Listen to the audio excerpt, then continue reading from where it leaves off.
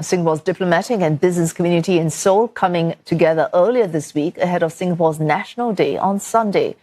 They also celebrated the growing partnership between Singapore and South Korea a year after the two countries marked 50 years of formal ties. CNA senior correspondent Lim Yun-Suk reports from Seoul.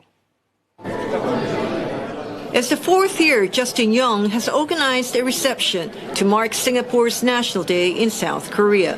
As chairman of the Singapore Chamber of Commerce in Korea, he's made sure everything runs smoothly as government officials and business leaders from both countries come together.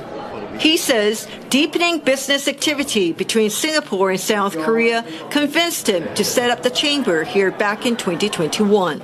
I think for 50 years, Singapore and Korea has actually had very good diplomatic relations. But only in the last few years, we've seen a lot more activity. And I believe that both countries are very aligned in certain directions.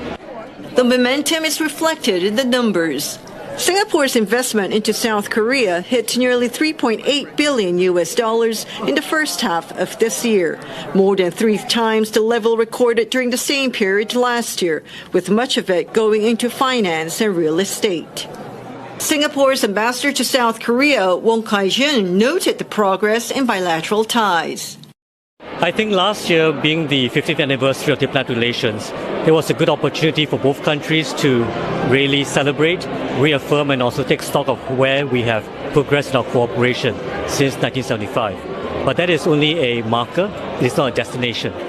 He believes there is still room to deepen cooperation, particularly in high-growth sectors where both markets complement each other.